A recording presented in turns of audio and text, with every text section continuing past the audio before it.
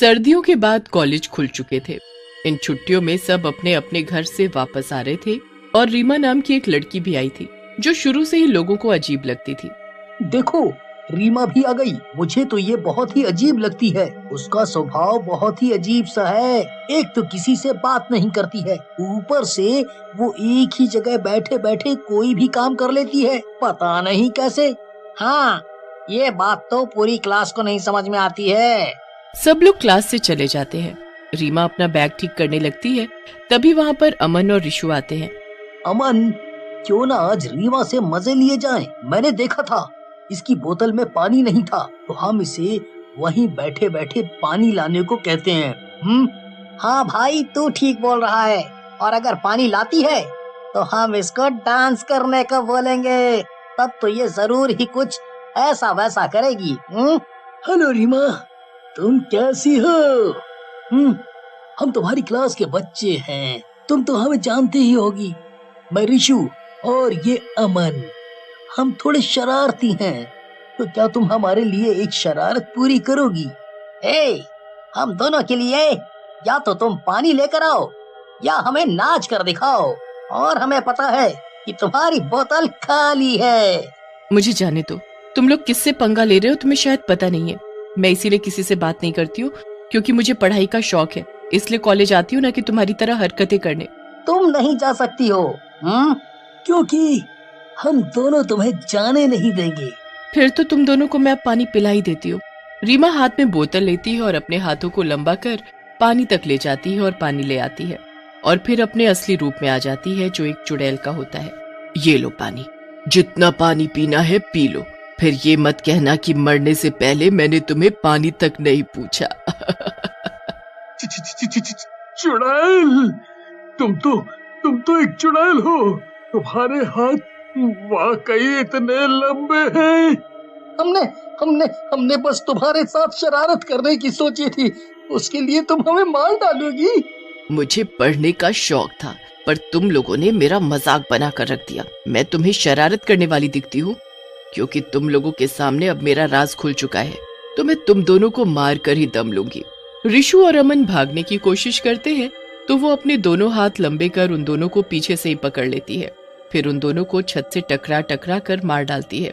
तुम लोगों के सामने मेरी असलियत खुल गई है। दोनों को मारकर वो वहाँ से चली जाती है। अगली सुबह लोग उनकी लाश को ऊपर वाली दीवार पर टंगा पाते हैं। वहाँ पर सभी इकट्ठा हो जाते हैं और रीमा भी वहीं आती है। इतनी बुरी तरीके से ऋषु और अमन को किसने मारा है? ऐसे कोई इंसान तो नहीं करेगा। ये तो किसी शैतान का काम लगता है, जिसकी दिमागी हालत खराब हो। हाँ, आप लोग दूर रहिए। आप लोग दूर रहिए, इन दोनों की लाश को हम ले जा रहे हैं, समझे? पूरी कार्रवाई होने के बाद इनके परिवार को सौंप देंगे। हमें भी यही लगता है कि इन्हें किसी और ने मारा है। आप लोग बता सकते हैं कि अमन और ऋषु किस तरह के थे?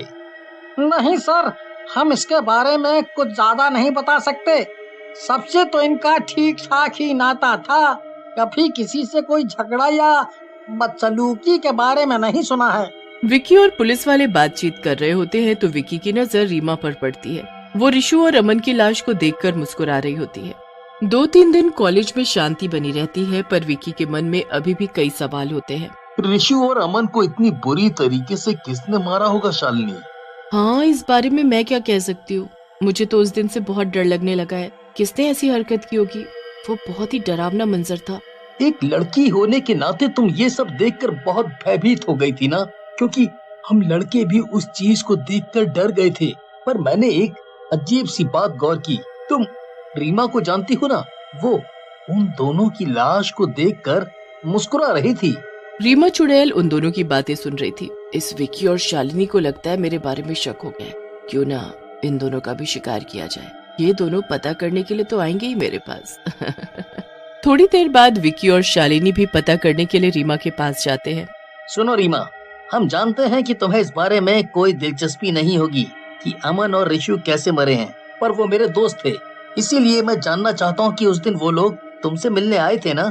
मुझसे कोई मिलने नहीं आया था। मैं तो हमेशा ही अलग रहती हूँ और इन दोनों को जानती तक नहीं। मैंने कहा था ना कि ये इस बारे में नहीं जानती है। मुझे तो लगता है ये क्लास में भी ध्यान नहीं देती है, तो उन दोनों पर क्या ध्यान देगी। वैसे भी इससे मिलने वो क्यों आएंगे?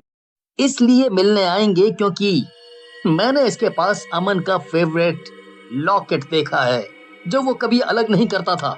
इसका नाम तो आर से शुरू होगा, तो ये ए नाम का लॉकेट लेकर क्यों घूम रही है?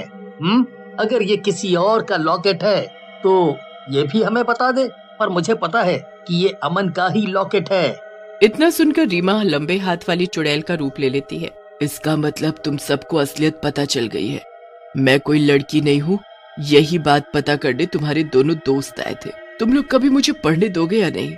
मैं पढ़ने का बहुत मन रखती हूँ, पर मेरे पास शक्तियां हैं जिससे मैं कोई भी काम आसानी से कर सकती हूँ। ये एक बात किसी को हजम नहीं होती है। किस तरह की शक्तियां? और तुम तो एक चुड़ैल हो।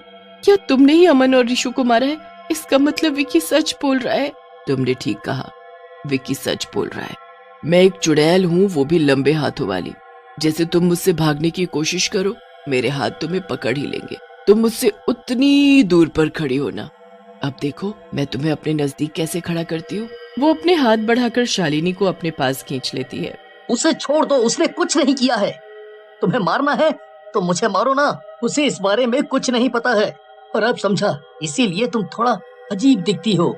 मेरे हाथ और भी लंबे हो सकते हैं, जिससे मैं कहीं पर भी बैठी कोई भी सामान उठाकर अपने पास ला सकती हूँ। तुम्हारे दोस्तों ने ये जान लिया था, इसलिए उन लोगों ने मुझसे पानी मांगा था, जो मैं अपनी सीट पर बैठे बैठे ही ले आई। पर फिर भी वो लोग भागने लगे तो मैंने उन्हें मार डाला।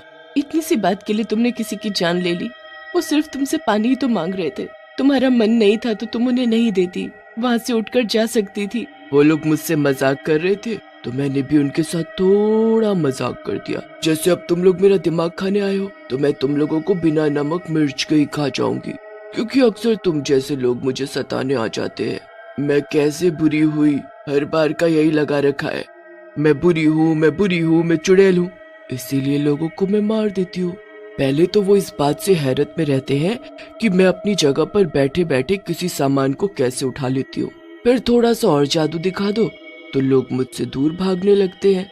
विकी और रीमा चुड़ैल की बातचीत हो ही रही थी कि शालिनी वहाँ से भागने की कोशिश करती है। जब तक ये दोनों आपस में उलझे हुए हैं, मुझे निकल जाना चाहिए चुपचाप, वरना ये मुझे मार डालेगी। कहाँ भागने की कोशिश कर रही है फिर से? तुझे क्या लगा कि इसने मुझे व्यस्त कर दिया? मैं किसी के व्यस्त करने से व्यस्त नहीं हो सकती। इधर आ, वरना वही हाथ झटक कर ऊपर दीवार पे तेरा सर टकरा दूंगी। मैंने तुम्हारा कुछ नहीं बिगाड़ा है, मैं तो बस विकी के कहने पर यहाँ आ गई थी। मुझे माफ कर दो और जाने दो, चाहे तो इस विकी की जान ले लो, पर मैंने कुछ नहीं किया, मुझे यहाँ से जाने दो। अरे तुम दोनों की दोस्ती तो खोखली निकली। इसने तो तुझ पर सारा इल्जाम डाल दिया और खुद भागने की फिराक में हो गई। ऐसा कहने से हम दोनों की दोस्ती नहीं टूटेगी। वो डरी हुई है, इसलिए उसके मुंह से ये निकला, वरना वो अगर बेकार होती तो मेरे साथ आती ही नहीं और ना ही मुझे आने देती। ठीक है, फिर मैं सिर्फ इसको मार देती हूँ और तू खड़े होकर तमाशा देख। चुड़ैल 2 माला ऊंचा तक अपना हाथ लंबा कर लेती है और शालिनी को गर्दन से पकड़कर उतनी ही ऊंचाई से छोड़ देती है। शालिनी के मुंह से चीख निकलते हुए धड़ाक की आवाज से नीचे गिरकर मर जाती है। ये तुमने क्या किया? तुमने शालिनी को भी मार दिया। उसने कहा था ना कि वो सिर्फ मेरी वजह से आई है और किसी से कुछ नहीं कहेगी, तो तुमने उसे क्यों मार दिया? क्योंकि मैं किसी को ये नहीं बताना चाहती कि मैं एक चुड़ैल हूँ, और मुझे पता है कि ये बाहर जाकर इस बात को बहुत तेजी से फैला देती। मैं ऐसे लोगों को मार देती हूँ जो मेरा राज खोलने की कोशिश करते हैं। बस मैं शांति से रहना चाहती हूँ और पढ़ाई करना चाहती हूँ, लेकिन ये नहीं चाहती कि किसी को पता चले कि मैं एक चुड़ैल हूँ और इतने सालों से इस कॉलेज में पढ़ रही हूँ। आज तक मैंने किसी को अपना शिकार नहीं बनाया था। मैं हमेशा बाहरी लोगों को ही अपना शिकार बनाती थी। ये तो तुम्हारे उन दोनों दोस्तों ने करवाया, इसीलिए अब तुम भी मरोगे मेरे हाथों। ठीक है, अगर तुम मुझे मारना ही चाहती हो तो उससे पहले तुम मुझे वहीं खड़े खड़े पकड़ कर दिखाओ, तब मैं इस बात को मानूंगा। अगर तुमने मुझे पकड़ लिया तो मैं खुशी से हंसते हुए अपनी जान दे दूंगा। मैं कुछ भी कर सकती हूँ। अब तुम भी भागो और मैं तुम्हें पकड़ कर दिखाती हूँ। विकी भागने लगता है। भागते भागते वो सोच लेता है कि उसे क्या करना है। विकी जल्दी से अपने पर्स में से भगवान की फोटो निकालता है और जैसे ही चुड़ैल का हाथ उसके पास आता है, वो फोटो उसके हाथ पर लगा देता है। रीमा चुड़ैल के हाथों में जैसे ही भगवान की फोटो लगती है, वो जलने लगती है और मर जाती है। विकी बच जाता है।